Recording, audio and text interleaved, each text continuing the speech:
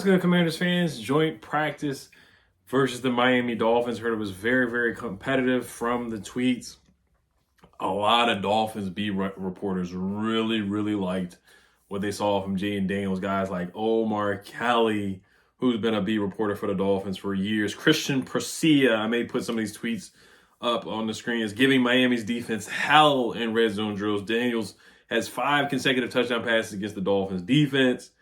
Where's another tweet ad from a Dolphins beat reporter? Terry McLaurin beat Marcus May for a touchdown on a goal line throw. This rookie is good in all caps. David Furones says getting chippy out there between Dolphins and the Commanders. Watching Andre Jones, he headbutts somebody, so we'll talk about that a little bit later. But a lot of Dolphins. Yeah, David Furones says Commanders quarterback Jayden Daniels lights up Dolphins defense in red zone drill. Throws 5 touchdowns, including 2 to Terry McLaurin, beating Kendall Fuller, of course, the former Commander, once, and then Kader Kuhu later. So he did throw 2 interceptions, but I'm hearing that Terry slipped on the last interception, and then Cole Turner, it did hit him in the numbers. Somebody else said it was high. I think it was like JP Finley or B Mitch on the live stream that they have with the radio show. Said it was a little high, and then somebody else tweeted out that it hit Cole Turner in the numbers. It popped up, and then Marcus May from the Dolphins got an interception. But when other beat reporters from other teams say that a player is good, I take a lot of stock in that. They did, Omar Kelly did say he was neutralized in the 11-on-11 or the full field drills or whatever, but he said he still has really, really good arm talent. But other teams, beat reporters, they usually don't lie. Like they do their best to keep it real. Like they say if somebody else is doing well or not. Like over here, they may bias beat reporters, or the team reporters may try to, not put out any bad clips and stuff like that. But a lot of these beat reporters from the Dolphins said a lot of good things, and basically were in awe and saying that the Dolphins defense was getting cooked and whatnot. But when it went to the full field thing, they didn't say a lot of play-by-play today. Actually, they really didn't say much. But the only thing they really talked about on the 11-on-11, where I know Jayden got more completions than just throwing an interception at the end of practice and throwing an interception to May. Like, I know he definitely did more than that. So we didn't have, like, last time I know Linnell Willingham put out 7 for 15 against the Jets. The weather was bad and whatnot.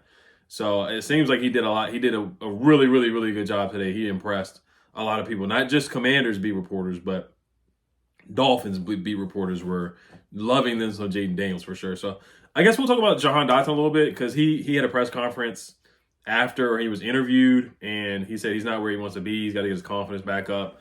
To me, when he says, if he did say he had to get his confidence back up, that was per C. Walls. Shout out to C. Walls Sports. She put the tweet out. She covers the Wizards as well. I met her in person with the media and whatnot at the Wizards games. She tweeted out that he's trying to get his confidence back or whatever. So to me, if he needs to get his confidence back, it is a little bit concerning to me, because when your confidence down, that's when the drops are going to come. That's when the drops. It's kind of like a corner who lost their confidence. That's when you're going to get beat more. You're thinking too much. So last year, I know he had a down year, but he's got to get that confidence back, man. There's no way he's going to be the Jahan that he was his rookie season if his confidence is down. And that's the obvious thing, but the mental thing, he has to be there. And B. Mitch said them open around and stuff like that. I have not jumped to conclusion that it was Jahan, but he's got to. We need him to be confident. No more concentration drops. We need him to be that guy that he was his rookie. I'm still very, very, very high on Jahan. In my opinion, I still think he's wide receiver number 2. Dan Quinn thinks otherwise. It sounds like he has Olamide Zaccheaus as his wide receiver 2. He didn't come out and say that, but the quote that came out was Dan Quinn says the wide receiver 2 battle is still unsettled. He complimented Olamide Zaccheaus for his work, added that Jahan Dotson will probably play the same amount of snaps as last week. So Jahan will play into that second quarter again. And Marcus Mariota's not going to play on Sunday. Sam Hartman's not going to play on Sunday. So he's going to be out there with Jeff Driscoll and maybe even Trace McSorley out there, because Jayden's not going to play much. Dan Quinn said he expects Jayden Daniels to practice a lot today and not play much in the preseason game Saturday. So Jayden's not going to play a lot. He probably will just play that one series. Then we're going to see Driscoll, and then maybe even before the half, we might even fool around and see Trace McSorley like we saw Sam Hartman we saw Jeff Driscoll in the first half. So they played 3 quarterbacks in the first half. I think they played a little bit of Sam Hartman. I gotta look it up and see if he played in the first half. So we may, like I said, we may see Jahan playing with Trace McSorley. And I know people overreact to people taking snaps in the second quarter and whatnot. So, but I want to see Jahan back to that confident guy that he was his rookie year, where he had 7 touchdowns, and where he had that spin move against the Giants.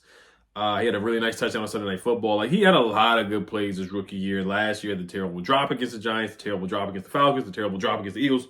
So all eyes are really on Jahan right now. All eyes, and I'm going to keep it real. It's not ideal to have Olamide Zaccheaus as your number 2 wide receiver. Like, I'm just being honest. I like Olamide. I'm rooting for him. But if you're looking at team by team and you're like, Olamide's our legit number 2 receiver, then your wide receiver room needs more talent. It is what it is. All right, let's see here. Commanders rookie Jordan McGee and Johnny Newton are both dealing with injuries and did not make the trip to Miami, per David Harrison from Locked On Commanders. Offensive tackle Brandon Coleman is here and in pads. Unsure if he'll participate fully or not today. Offensive tackle Andrew Wiley is padded as well and expects to go. So there wasn't a lot of talk about the offensive line. I didn't hear much about them or see much about them. Mikey Sainristil did break up a pass to Tyreek Hill. Good pressure up the middle. So it's a great play by Mikey Sainristil. So he's having a good camp, a good training camp, had a good preseason game last game. So he's expecting to have a really, really good season. I'm excited to see him play. And then Seawall Sports, who I shouted out before, she says offensive line Brandon Coleman is in pads but appears to be working on the side. So I don't even think he participated in drills today. I already talked about, Christian Procia said Jayden Daniels is giving Miami's defense hell in the red zone drills. He completed 5 of 6 red zone passes in the first team period against the Dolphins, 4 for touchdowns. First one was to Terry McLaurin, who ran on a dig to the middle of the end zone, beating cornerback Kendall Fuller in the process. RVA _ point of view, shout out to him. I think he has a YouTube channel as well.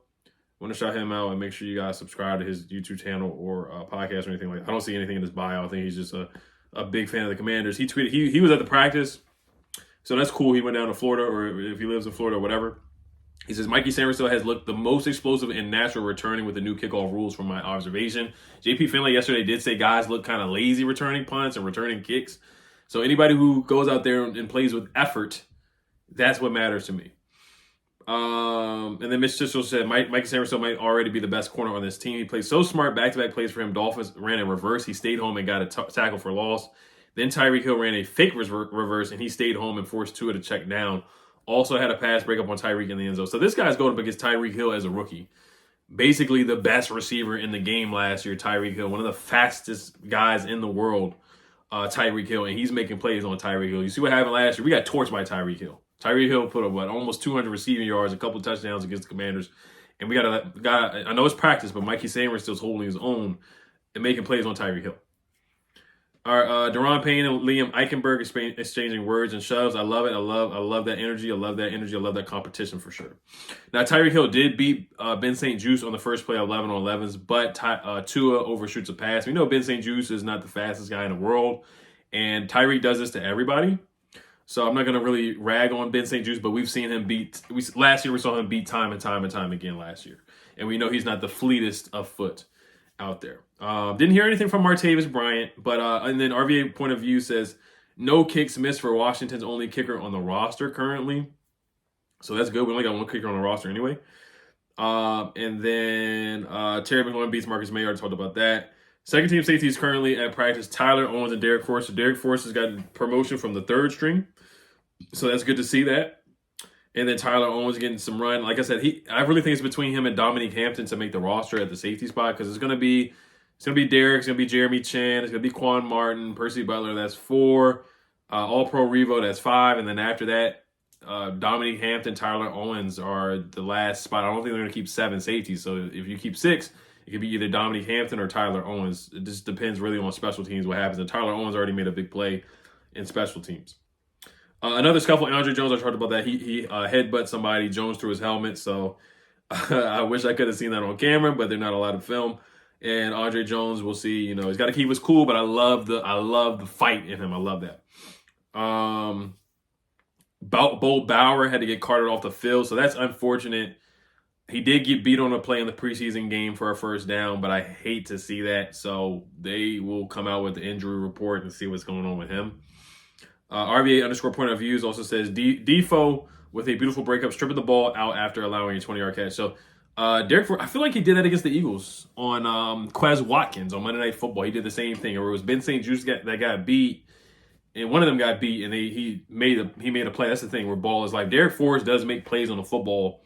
That's why I'm not giving up on him either, because a lot of people were kind of down on him because he was running with the third string. But he makes plays. He gets a couple interceptions here and there. He forces fumble. He's one of the few players over the past seasons that has made plays on the football and forced a turnover. 2-minute drill. Emmanuel Forbes and Jeremy Chin each had a pass breakup. So the good thing is that in Emmanuel Forbes, we did not hear or see any videos that he got beat or that he got torched. Now, the big thing is, of course, Saturday night we'll see, because I don't see Tua playing a lot, but Emmanuel Forbes is going to have to play against Mike White and Skylar Thompson and guys like Braxton Berrios, Willie Snead, and Kyrick McGowan is a third string, fourth string wide receiver on that roster. Now, if he's out there getting beat by the third string, second string quarterback and the third string, fourth string wide receiver like he did against the Jets, then that's alarming. So I'm excited to see that he had a pass breakup. We didn't see Tyreek Hill beats Emmanuel Forbes or Jalen Waddle. I don't think participated. Odell Beckham was on the sideline. So we didn't see any tweets or videos or kids screaming, somebody's going to beat Emmanuel Forbes, and the next thing you know, somebody beats Emmanuel Forbes. So we didn't say that today. So they went indoors. That's where Jayden threw the interception where Terry slipped. They went indoors, and then they didn't, I guess the B reporters, they just didn't really see much in there, tweet much out. But they went indoors for a little bit because I guess it got a little too hot there. And then David Harrison, much better day kicking for Commanders. Riley Patterson, didn't see him miss it. His longest make was from 57 yards out. So that is different.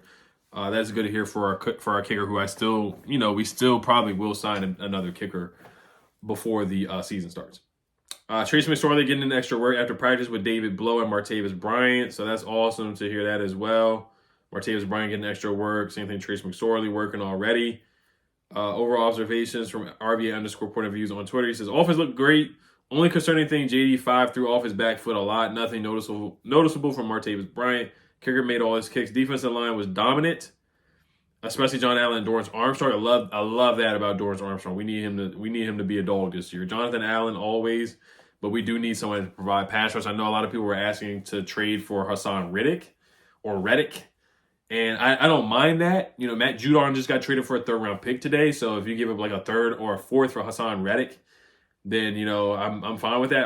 I'm fine with always bringing in talent. But if Dorrance Armstrong steps up, that would be huge. Because we don't have like a dominant edge rusher on this. Cleveland Farrell's more of a run-stopping edge. And then Frankie Louva's a linebacker, but he's going to be one of our main pass. He's going to get at least 4 sacks, I feel like, this year. But we don't have like a dominant pass rusher on the roster that stands out at this point, other than really Dorrance Armstrong, that has consistently done that. Zach Ertz was not there today. He has a baby on the way, so congrats to him. That's awesome. And I think that's a bit. Yeah, Cameron Wolf, another B reporter, said, impressed watching Jayden Daniels at joint practice with the Dolphins today. He looked comfortable and in control today. Daniels had a strong preseason debut and building off that in practice today. Plenty of reason for Commanders to be excited about their rookie quarterback one. And then also Omar Kelly. Austin Eckler had a respectable gain on a left side run during his red zone, 11 on 11. Eckler had a touchdown run up the gut on Miami's defense from the 8-yard line as well. And then Jameson Crowder did make a play, beating Patrick McMorris for a touchdown catch. Defense not doing well early. So a lot of the Dolphins beat reporters were going in on their offense and their defense. They were going in. And this guy, Tyler DeSantis, said, I'm going to be honest, not a great showing for Miami's offense. So a lot of the beat reporters from Miami made it sound like we won the practice. I'm not going to get into who won the practice. I know last year we did that with Ravens fans going back and forth, who won, who did this and that. And we ended up having a 4-12 season, 4-13 season. So I'm not going to get into that again like last year. But it sounded like we had a lot better showing than what we did last week. So this is a positive sign for the Commanders for sure. Going up against a team that is a playoff team in warm weather. When it gets cold outside, we know what the Dolphins do. But still, they have so much talent with Tyreek. Tua is a good quarterback. And Raheem Mostert. They have an A-chain. Like, they have a lot of speedsters and a lot of guys that can really hurt you and are very, very explosive and good players on the Dolphins. Their defense has good players. Jalen Ramsey did not play from what I heard today. But Kendall Fuller's he's still a good, solid cornerback from what we've seen the past couple of years. He's a good corner. He is.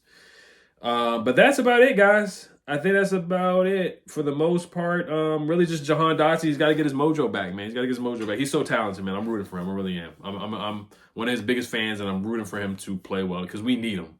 We don't really have a lot of wide receiver talent or strong, proven. We don't have a lot of strong, proven wide receiver talent right now. It's really between Diami and Alamide at wide receiver 2 at this point, when honestly Jahan Dotson is more talented than those guys in my opinion. But I know it's a what have you done for me lately kind of league, and we need Jahan to step up for sure. But all right, you guys, Jayden Daniels looked the part again. I'm excited to see what he does in probably only 1 or 2 series in the preseason. You guys let me know what you guys think. Hell Commanders, peace.